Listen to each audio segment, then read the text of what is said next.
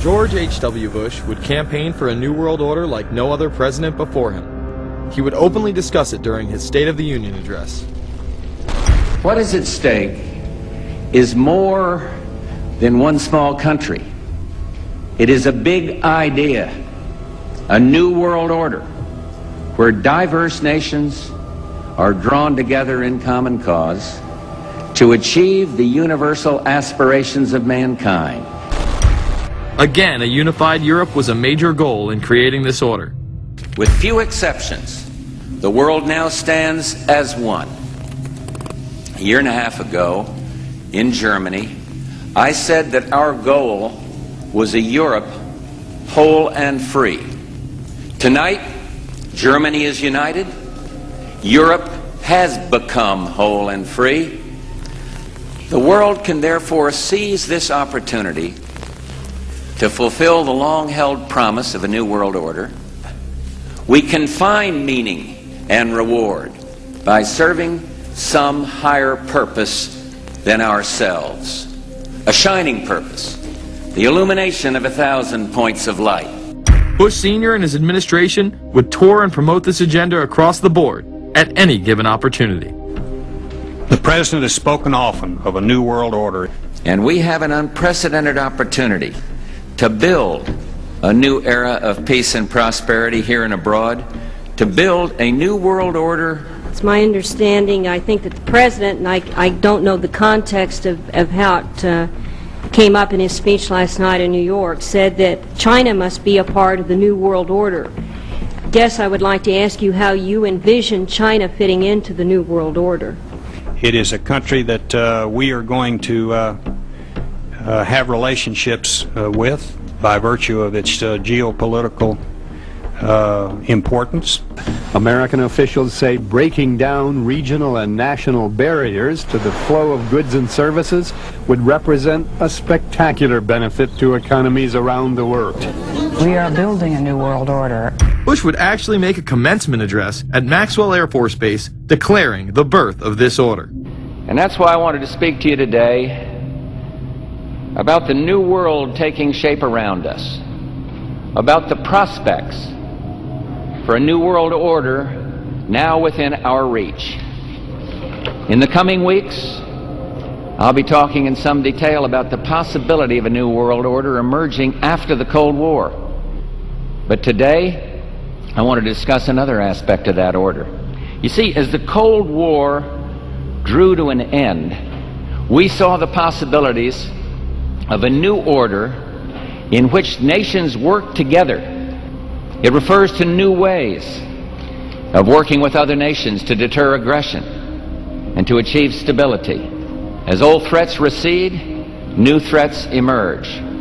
The quest for the new world order is in part a challenge to keep the dangers of disorder at bay. We must build on the successes of Desert Storm to give new shape and momentum to this new world order. Only when this transformation is complete will we be able to take full measure of the opportunities presented by this new and evolving world order. The new world order really is a tool for addressing a new world of possibilities.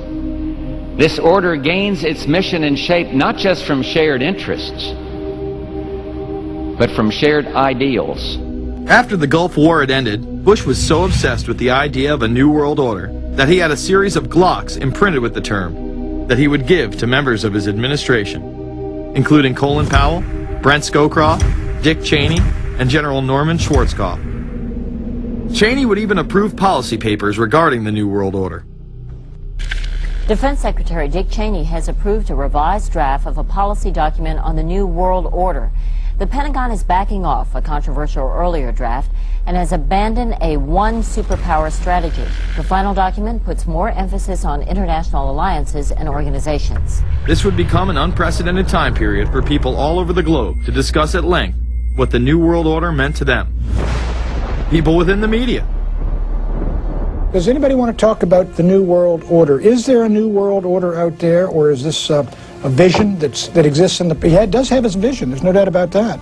But does that exist in the president's mind, or does it exist out there in reality? This president sees this episode as the first test case, as the first example for the new world order he is trying to organize.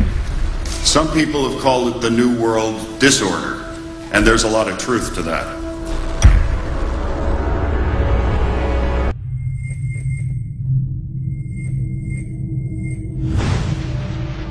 University and institutional chairs. I mean, we're talking a new world order at Georgetown.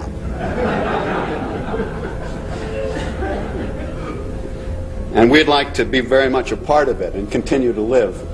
This is a world that is likely to be dominated in the near future, and perhaps longer, by the Gulf War and the New World Order, which is the buzzword of the moment. So the secret of a new world order, and at this point it's just a slogan, but it does have some historical background in terms that orders have succeeded each other over time.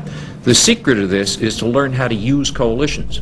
We are effective in the United Nations. People within government.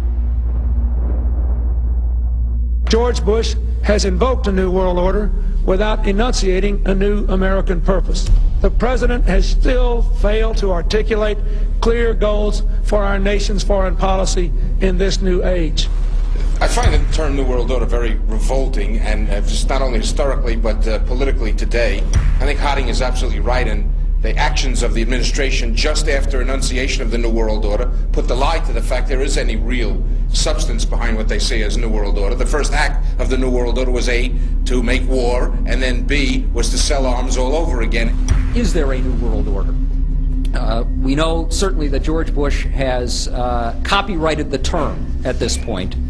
In the aftermath of this war, though, is it an empty vessel into which something will be poured? Is it the appropriate term to use? Is it going to be a new world order, or will disorder be just as significant in this process as we look ahead? Let's start with Madeleine. I think that we have, in fact, kind of had this term thrown at us, and many of us have not liked it, partially because of the previous historical connotation, and partially because I think it doesn't really deal with the way the world ought to be or is at the moment.